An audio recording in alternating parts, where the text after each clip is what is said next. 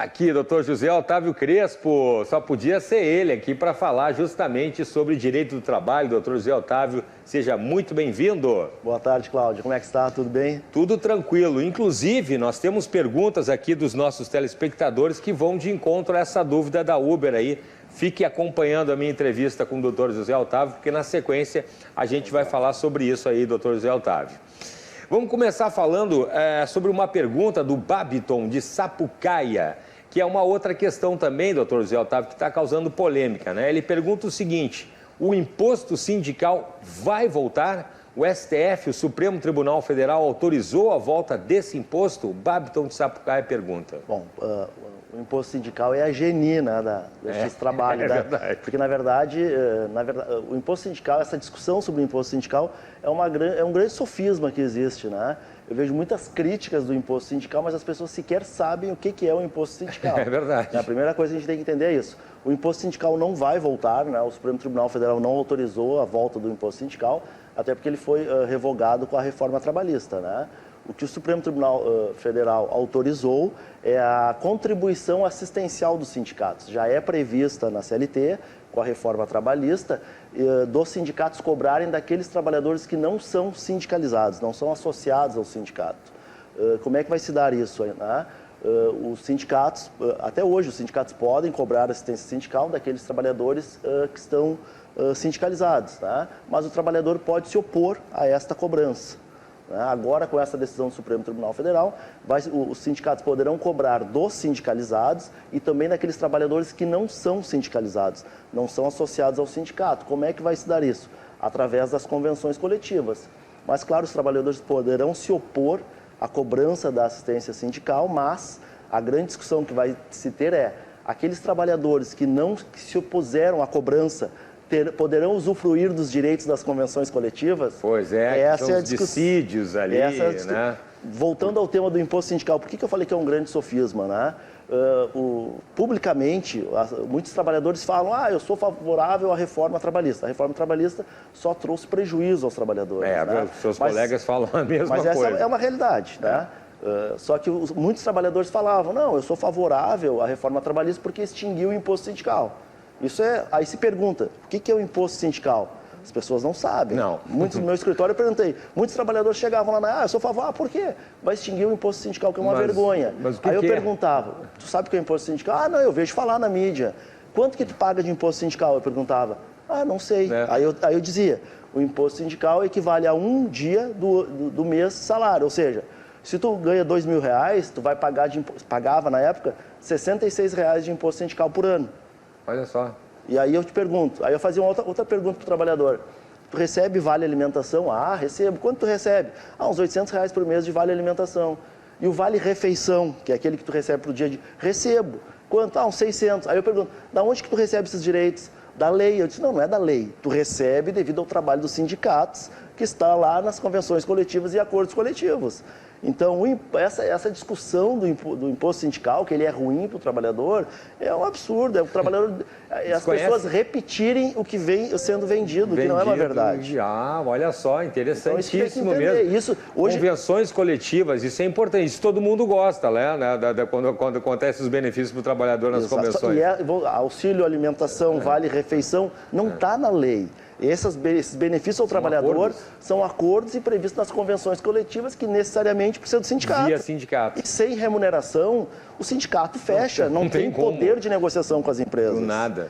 Então tem que se entender isso. Não vai voltar o imposto sindical, é a contribuição assistencial e vai ser uma grande discussão se todos os trabalhadores, mesmo aqueles que se opuserem, vão poder usufruir desses direitos. Pois é, né? Porque daí não pagar e querer o direito. Aí eu tenho certeza que todos vão querer. Só o lado bom, né? Exatamente. E quem não quiser também, inclusive, doutor José Otávio, eu li que daí faz uma declaração. Não, na verdade, hoje a CLT já permite. Já permite, né? O que diz hoje a CLT? Que, na verdade, a empresa só pode descontar do trabalhador se ele não se opôs.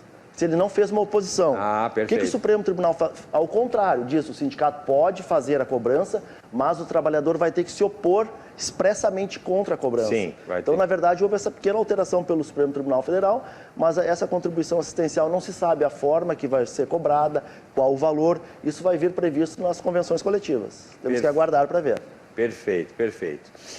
Vamos para a nossa segunda pergunta, doutor José Otávio, que é o seguinte, a Margarete de Sapiranga também, não, de Sapucaí de Sapiranga pergunta o seguinte, a empresa onde trabalho colocou câmeras com áudios nos refeitórios. Uma comissão de empregados reclamou e o gerente disse que a empresa pode colocar câmeras onde quiser. A Margarete pergunta se isso está correto. Não, não está correto. Nos locais de trabalho, a empresa pode colocar câmeras, é um direito da empresa. Agora, todo trabalhador, como todo cidadão, tem direito à intimidade e privacidade. Então, naqueles ambientes onde ele está fazendo seu descanso, a sua alimentação, não pode ter câmeras, nem em vestiários e nem em refeitórios. Com áudios, inclusive, para ouvir. Nem com áudios, nem sem áudios. Porque é um momento de intimidade do trabalhador, sim, né? E a empresa que faz isso, corre o risco, depois de uma ação trabalhista, o trabalhador postular uma indenização por danos morais. Perfeito. Porque está violando a intimidade e privacidade do trabalhador. Perfeito. O José de Alvorada pergunta o seguinte, a imprensa está dizendo que a Uber, né, como a gente noticiou antes ali, né, vai ter que assinar a carteira de trabalho de todos os motoristas, mais de 500 mil motoristas. Houve essa decisão na Justiça do Trabalho de fato, e aí? Houve essa decisão, mas primeiro nós temos que deixar claro que essa não é uma discussão brasileira, que o Vitor falou que... Não conheço. Primeiro nós temos que entender, não é uma discussão brasileira. Acontece em outros lugares? É uma discussão mundial. Por quê? Porque o trabalho por algoritmo, ele sim... há interpretações que ele representa uma relação de emprego. E como eu já falei várias vezes aqui, a relação de emprego não depende do empregado querer ou do empregador querer. Se estão previstos os requisitos da relação de emprego, é uma relação de emprego e tem que assinar a carteira. Mas isso já existe em outro, porque a Uber... É uma grande discussão, hoje é discussão mundial, já existe. Então essa discussão já não é só daqui. Não é uma discussão brasileira. Isso eu não sabia. Existem discussões, tanto que a Uber em alguns países ameaçou, vou sair, e não saiu, e não sai. Porque na verdade, tem decisão, essa é uma decisão óbvia, com efeitos nacionais, de grande monta, que por certo, imagino que será revogada, mas nós temos decisões judiciais, inclusive do Tribunal Superior do Trabalho, que tem reconhecido o vínculo de emprego, sim, nas relações entre motoristas e a Uber, né? E aí eu vou perguntar para o doutor José Otávio também, porque ali fala o seguinte, ó, a Uber poderá recorrer à sentença, né, e a plataforma diz que vai esperar aí todos os recursos quando tiver julgado esse juridiquês que o pessoal na verdade, o que acontece? É uma decisão que terá recurso. Né? Então, terá recurso, a Uber, em tese, não precisará cumprir enquanto não houver o trânsito em julgado, ou seja, enquanto houver a disponibilidade de recursos. Né? Com certeza, será uma decisão que vai terminar no Supremo Tribunal Federal. Né? Vai ser agora, é uma decisão de primeiro grau de São Paulo, TRT2, vai para o Tribunal Regional do Trabalho de São Paulo, dependendo do recurso, vai para o Tribunal Superior do Trabalho e depois vai terminar lá no Supremo Tribunal Federal, que vai dar a palavra final sobre o assunto. Porque às vezes o pessoal vai a expressão em julgado. É que não cabe mais recurso. A Uber diz que só vai cumprir depois que se esgotarem os recursos. Mas o que tem que se cuidar é isso, antes de criticar a Justiça do Trabalho. Não é uma decisão exclusiva brasileira. Hoje é uma grande discussão mundial se a relação do Uber, de plataformas, gera relação de emprego ou não.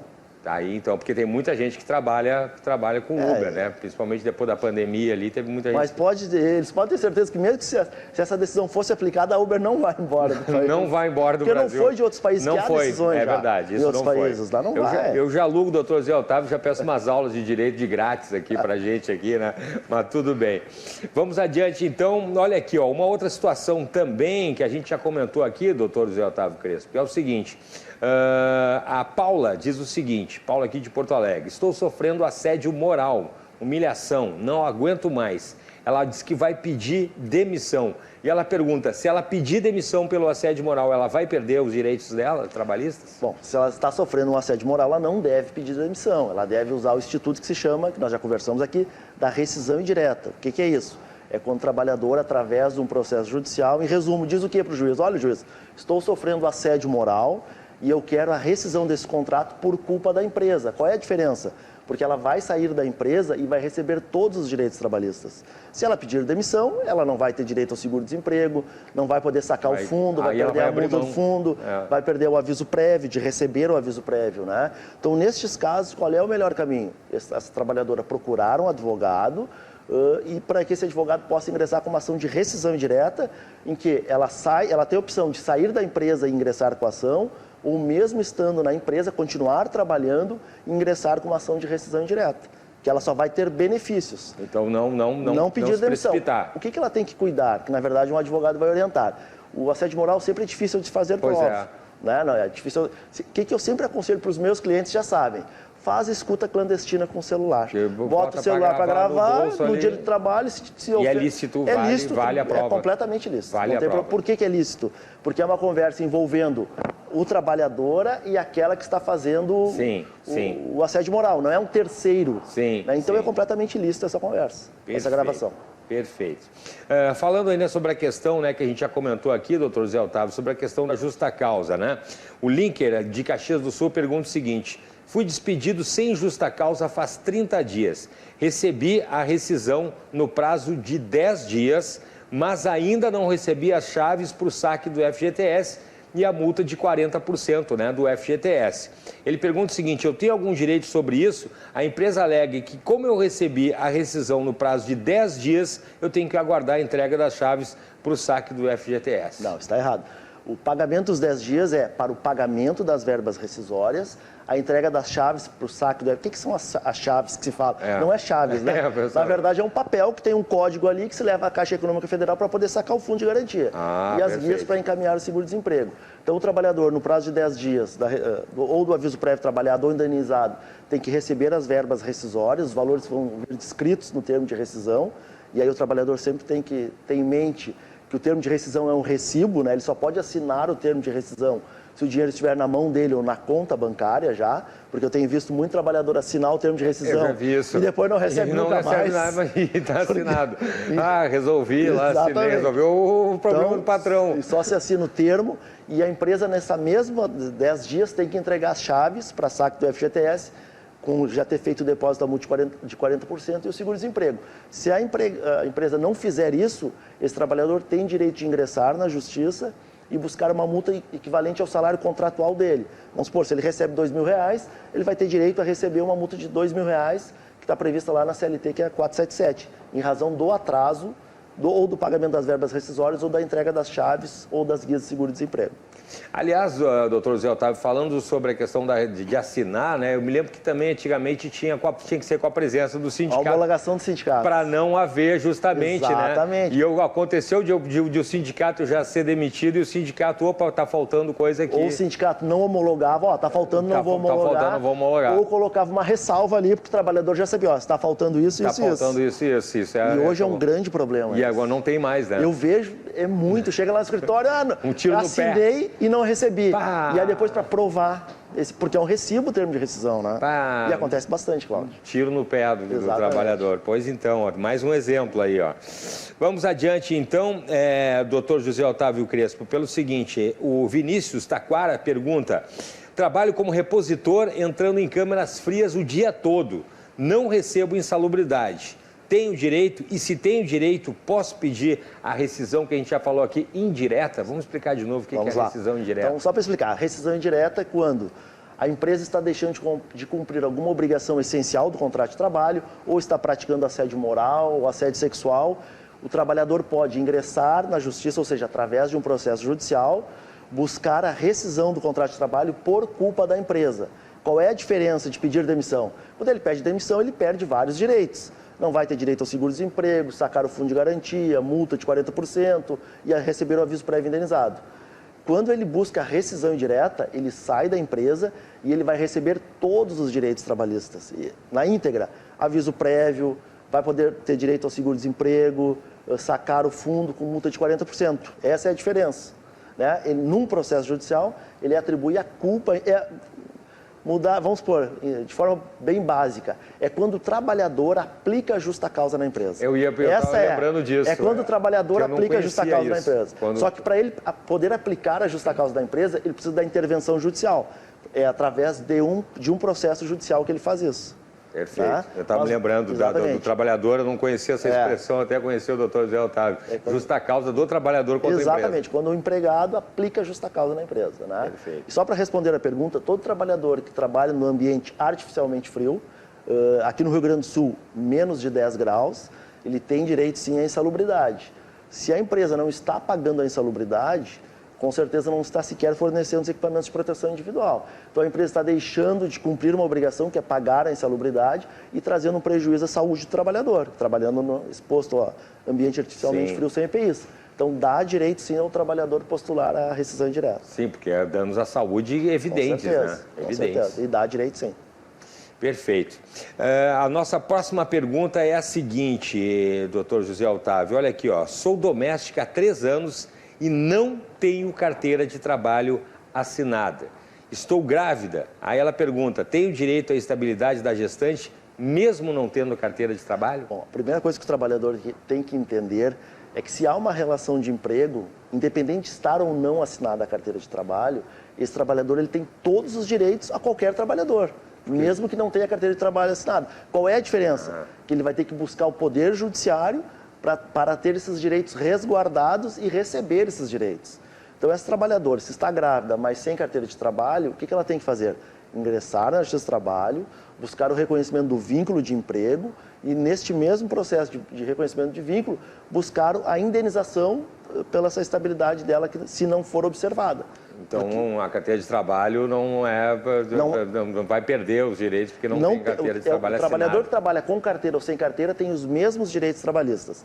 A única diferença é que o trabalhador tem a carteira já tem os direitos assegurados. Sim. O que não tem a carteira tem que entrar com uma ação judicial para ter esses direitos resguardados. E da mesma maneira, às vezes o trabalhador tem a carteira assinada, mas não é atualizada também, né? A carteira também... As anotações. As anotações também. Isso eu já vi também o pessoal olhar ali. Mas isso é mais uma questão administrativa. Administrativa. Não muda os direitos dele. Não muda os direitos. É uma questão administrativa de estarem as anotações corretas na carteira de trabalho. Mas que o trabalhador tem que ter... Aquilo que nós já conversamos aqui. Sim. Relação de emprego não depende da minha vontade. Não depende da vontade. Da nossa vontade. Não depende da nossa vontade nem da vontade do empregado e do empregador. Estando previstos os requisitos de emprego, é uma relação de emprego e gera direitos. Bom, agora a nossa última pergunta aqui é justamente o lado aí, o contrário, né? Como a gente sempre fala aqui, que às vezes a gente fala do empregado e também do empregador. A pergunta é do Pedro de Bento Gonçalves, doutor José Otávio. Ele pergunta o seguinte: despedi a minha doméstica há 30 dias, depois ela me procurou dizendo que quando foi despedida já estava com 3 meses de gestação, me mostrando uma ecografia. O que eu devo fazer? Tem que reintegrar. O meio mais barato é reintegrar. Se não reintegrar, o que vai acontecer? Essa trabalhadora vai ingressar na justiça e vai todo aquele período de estabilidade, que vai da confirmação da gravidez até 5 meses após o parto, vai receber como indenização. Aliás, então, para concluir, então, vale aquele alerta que o doutor José Otávio já fez aqui, né? Não tem, né? Vou contratar alguém, vou oferecer por fora ali, né? É um tiro no pé. É o barato que sai caro. É o barato que sai caro. Vai sair muito mais caro. Preste atenção nisso, viu? Não adianta, né? Mas aí eu vou pagar de imposto lá, doutor José Otávio, daí eu pago para ele por fora lá. Nossa. E ele aceitou. Não existe, aquilo que nós conversamos. Ele aceitou. Não interessa, eu sou empregado, tá, vamos combinar aqui. Por que não interessa a minha vontade? Porque está na lei, eu não tenho opção de cumprir ou não a lei. Sim. Nós não temos essa opção. Sim, tem que cumprir a lei. Temos que cumprir a lei. Perfeito. Doutor José Otávio Crespo, por favor, canal no YouTube? Crespo Advogados no Instagram e o WhatsApp é o 98640-3999. E o canal lá, né, que eu participo, lá faço uma pequena participação. José Otávio Crespo, digita ali no YouTube, lá tem os vídeos, tem vários vídeos lá explicando vários casos, muito bom de ver mesmo. Obrigado, doutor José Otávio, pela participação, até semana que vem. Eu que agradeço, é um prazer. Claro. Valeu.